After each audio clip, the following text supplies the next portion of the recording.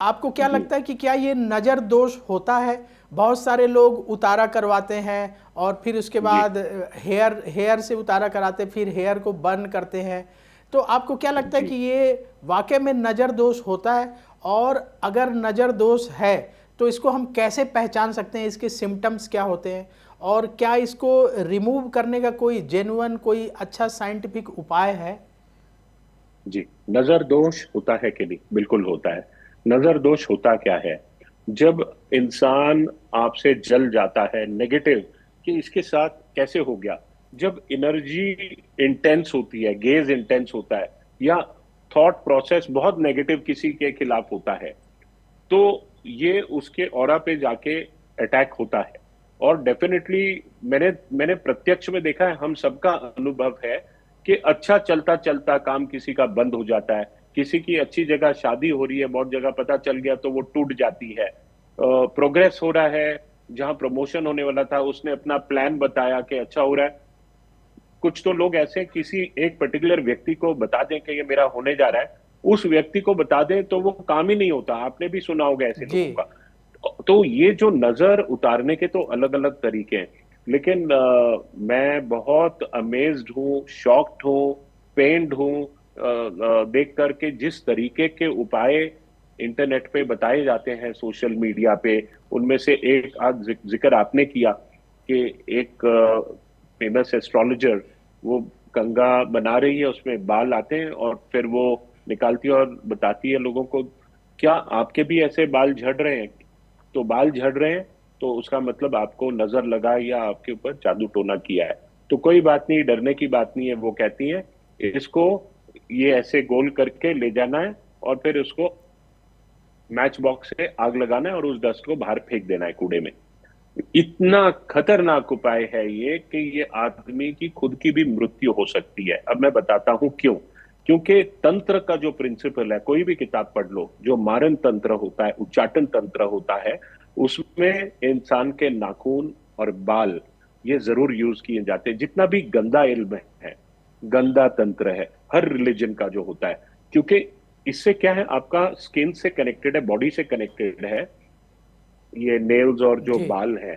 तो वो इमीडिएटली जो रडार कांटेक्ट एस्टेब्लिश हो जाता है। और आग लगाना मतलब तो इतना खराब है, तो ऐसे भी एक्सपेरिमेंट्स किए गए थे कि आदमी के बाल लगा के कुत्ते के जैसे उसको अल्कोहल में अगर डुबो दिया तो वो कुत्ता ड्राउजी हो जाता है। बुद्धिस्ट तंत्र के अंदर ऐसा है, और महाकाल के अंदर भी, जैसे हीप बनाया उन्होंने। एक किताबें भी है, मैं आपको कभी चाहिए तो नेक्स्ट कभी सेशन में वर्णन दूंगा, टाइम कमी है हमारे पास, एक जी। सेंटेंस में बता रहा हूँ।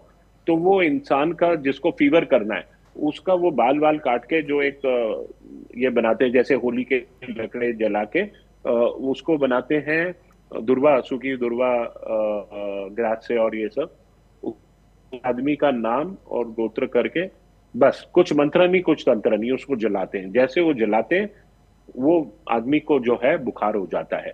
खाली उसका नाम और गोत्र चाहिए।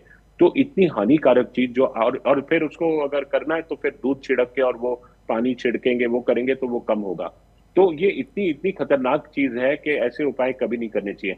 जो अच्छा उपाय है, जी। जो इफेक्टिव उपाय है, जो नमक है, जो खड़ा नमक होता है, सी सॉल्ट होता है, उसको हाथ में पकड़ के 7 टाइम्स ऐसे गोल राउंड क्लॉकवाइज घुमाए, फिर एंटी क्लॉकवाइज करो पूरे सर से।